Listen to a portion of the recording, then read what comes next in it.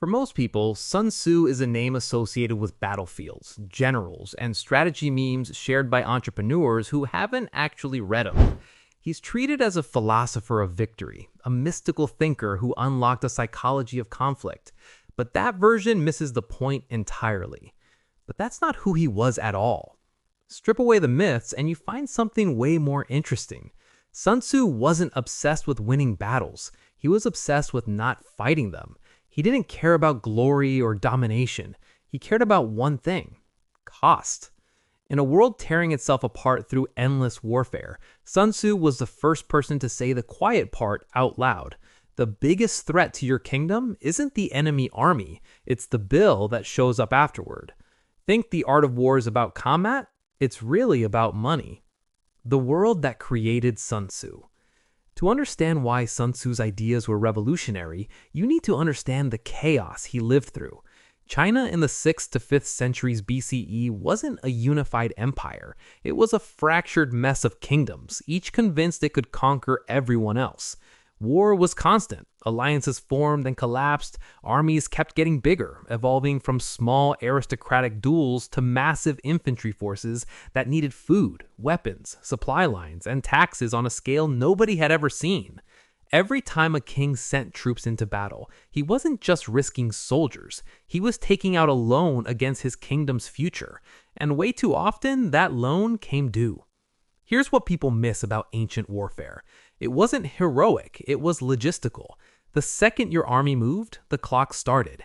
You needed wagons, grain, horses, craftsmen, blacksmiths, cooks, porters, all eating through your resources. A campaign lasting a few months could bankrupt a small state. A year-long campaign could collapse a big one. But because everyone was terrified of being conquered, they kept fighting anyway. It was an arms race before we had a name for it, and it was destroying everything. So what did Sun Tzu see that everyone else missed? He looked at the numbers, the costs, the timelines, the logistics, and realized the entire system was unsustainable. Winning battles meant nothing if your treasury was empty. Most rulers thought the enemy army was their biggest problem. Sun Tzu knew their own spending was. War isn't glorious, it's expensive. The most important line in the art of war comes right at the start, before Sun Tzu even mentions tactics or terrain. War is of vital importance to the state. Not glorious, not honorable. Vital, meaning dangerous, disruptive, and fully capable of destroying the society it's supposed to protect. Everything that follows is about one thing: keeping war contained, controlled, and as cheap as possible. Even his most famous quotes turn out to be economic principles in disguise. The supreme art of war is to subdue the enemy without fighting. That's not mysticism, that's cost avoidance. It's the ancient version of getting what you want without burning through your capital. No nation has ever benefited from prolonged warfare. That's not philosophy, that's a literal fiscal fact. The longer a war drags on, the more it destroys your ability to function as a state. Why does he emphasize speed, intelligence, and psychological pressure? Because they're cheaper than armies. Sun Tzu wasn't trying to help rulers win wars. He was trying to stop them from bankrupting themselves while trying to win wars. The economics hidden in strategy.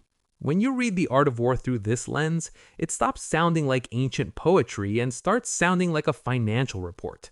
Sun Tzu opens by listing 5 fundamental factors that determine victory: the moral law, heaven, earth, the commander, and method and discipline. These aren't mystical concepts, they're cost variables. He's asking, how stable is your government? How resilient are your people? How efficiently can you move? How disciplined is your administration? It's a risk assessment, centuries before anyone used that phrase.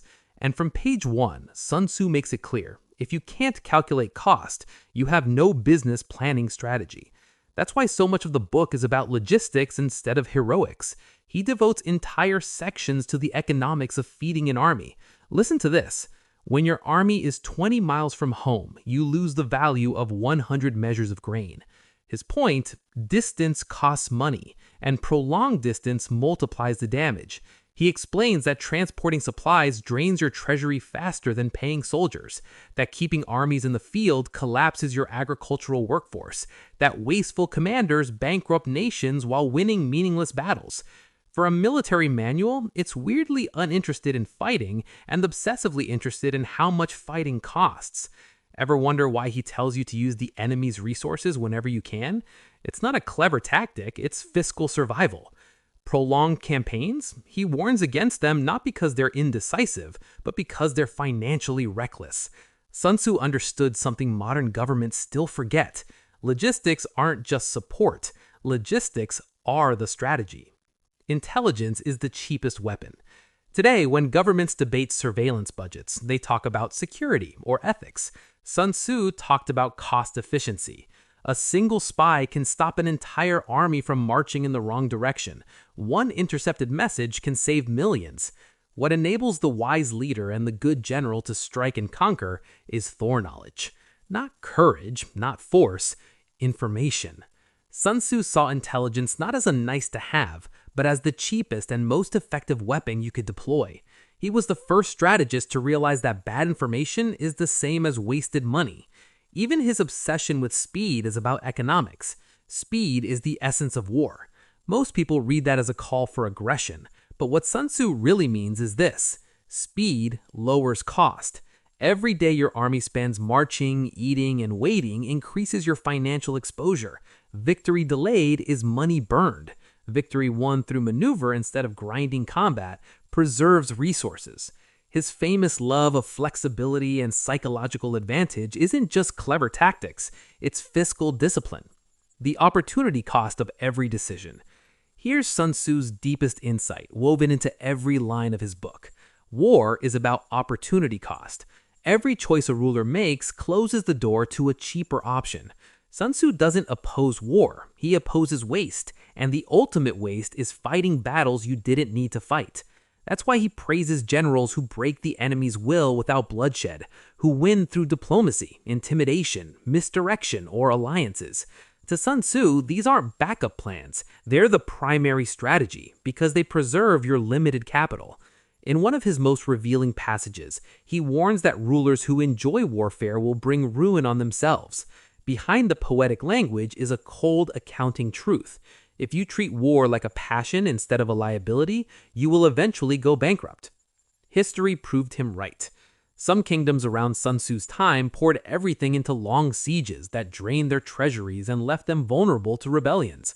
Others followed his logic, using intelligence, speed, and alliances to avoid economic collapse. Guess which one survived? The states that treated war as a financial tool, something to use sparingly and strategically, lasted. The ones that treated it as a test of strength or honor, they burned out. Sun Tzu wasn't just theoretically correct. History proved him right again and again. We're still making the same mistakes. Here's the uncomfortable part. Sun Tzu's warnings echo through every major conflict of the last 2 centuries. Modern governments still make the exact mistake he tried to prevent. They enter wars without calculating the long-term economic damage. Then they watch their budgets collapse. The Soviet Union in Afghanistan, the United States in Vietnam, the European powers in World War I. These weren't lost because the armies were weak, they were lost because the economic model behind them fell apart. Sun Tzu would have spotted the pattern instantly. Prolonged warfare destroys the state faster than any enemy could. Meanwhile, the tools he championed, intelligence, deception, targeted strikes, rapid operations, have become the backbone of modern strategy. Why? Because they're cheaper. Cyber warfare? That's Sun Tzu. Economic sanctions? Sun Tzu. Proxy wars, covert ops, strategic deterrence, all designed to achieve maximum effect with minimal financial exposure. The world's most powerful nations still operate inside Sun Tzu's framework, whether they realize it or not. The real lesson. Here's what most people miss. Sun Tzu wasn't teaching rulers how to win wars. He was teaching them how to avoid national bankruptcy. His genius was understanding that the cost of conflict outlives the conflict itself. States don't fail because they lose battles. They fail because they drain the resources that keep them stable, confident, and functional. In Sun Tzu's world, victory is meaningless if your treasury collapses afterward. The best war is the one that doesn't require rebuilding your economy when it's over. That's the lens that transforms the art of war into something completely different. It's not a book about aggression, it's a book about restraint.